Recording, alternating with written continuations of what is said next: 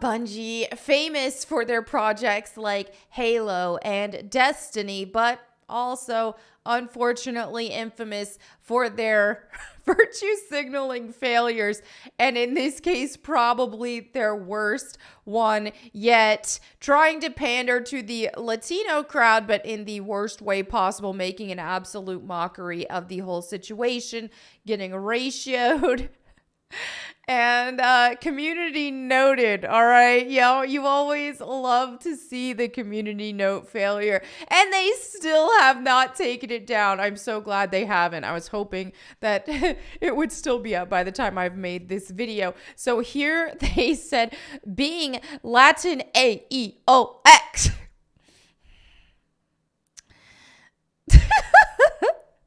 This looks like some sort of game. Is it a joke? Latin AEOX, can't just be, okay, Latina, Latino, but Latine, because I guess that's a thing, and also Latinx, The virtue signalers are trying to change the entire Latino language, the way they speak, the way they, everything about all the things Latino. They've got to make a mockery of, right? So being a Latina EOX is more than just a location on a map, just as being Hispanic is more than the language we might speak. We are proud to introduce our newest idea, Latin at Bungie. Okay, let's see what this even is. Latin at Bungie, Hispanic Heritage Month is underway. Oh, another virtue signaling month. What even is this? What even is this logo? I don't know. We're going to dive into this after we see some of the ratios first. So the community notes roll in. It says the term Latino and Hispanic should not be used interchangeably since their meanings describe qualities of two different populations that sometimes overlap and sometimes don't. Latinx is a term that most of the Latino population don't identify. Not only do they not identify, but they take offense to. All right, we have X-Ray Girl here who says, didn't know Hispanic was a language. Oh, then Extra Zero says, Hispanics don't like our language being manipulated or anglicized. But thanks for openly signaling to never buy any of your products again. We have Steph here who says, you insult us by attempting to be inclusive. Latin AEOX. What the F? And then Adam Krigler, your team is trash now. I just said, lol. I didn't even know. It's like, I didn't even know what else to say. But all I could do was laugh. Lily here says, Hispanic is not a language, lol. And you know what's easy? Referring to everyone collectively as Latino, because that's how we say it in our language, which is Spanish. What an L. This is the thing. All of this virtue signaling has just gotten so out of hand, and I feel like Latinos really get the short end of the stick on this one because it does go against their own language when you virtue signal so hard that you colonize their languages, right? That's what's so funny about it. We see the same thing happening with like Filipinos as well. Lorena here says, what the heck does that even mean? And what language is Hispanic? Bounding into comics says, today I learned Hispanic is a language. Zuby with the LMAO. This is just the state of a lot of the gaming industry in general. They hired a bunch of activists instead of actual passionate gamers. And they just spend so much time virtue signaling instead of, I don't know, making good games. Let's see what this is even about even more.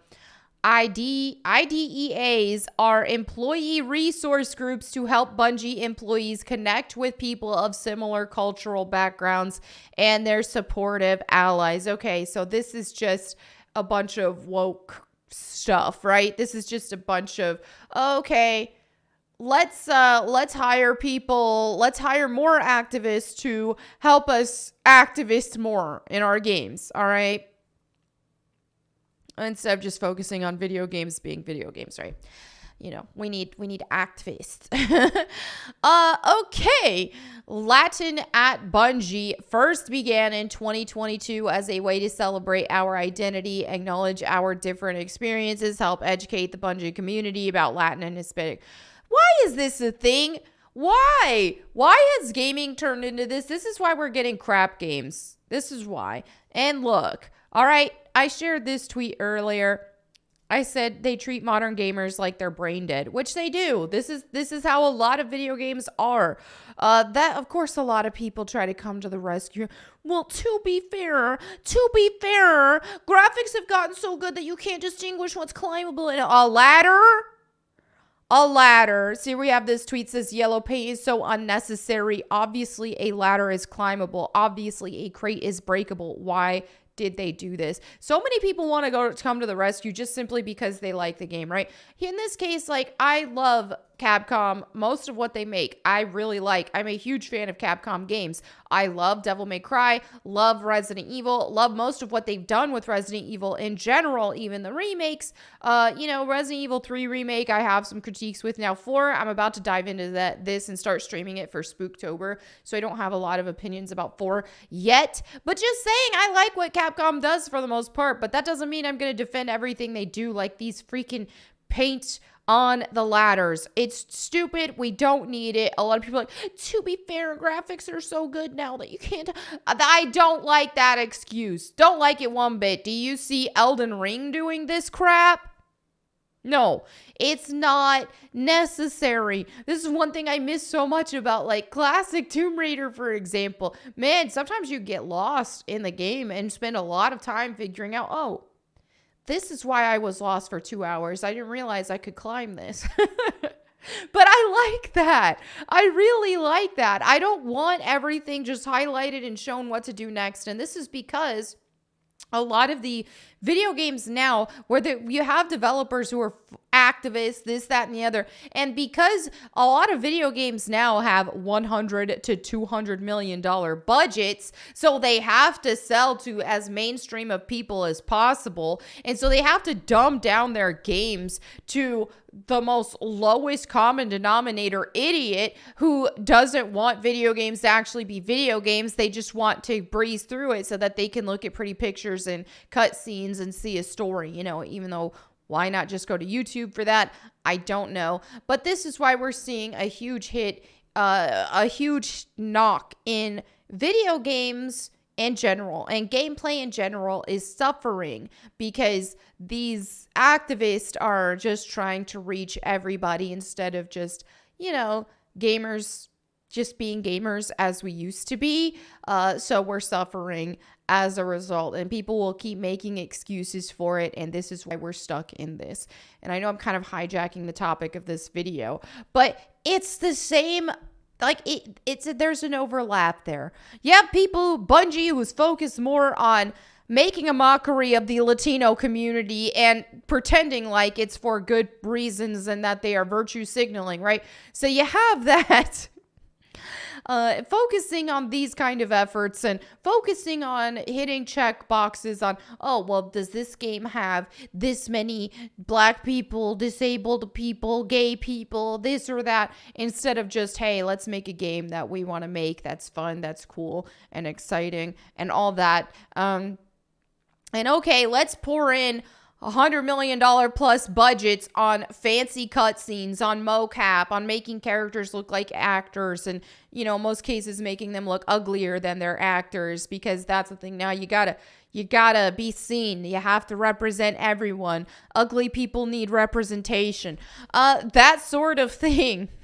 Instead of, I don't know, maybe ugly people thinking, maybe I should stop eating so many cupcakes. Because let's be real. Look at people before people come at me up for that. Look at people in the 70s. Almost everybody was hot. It's just how it was.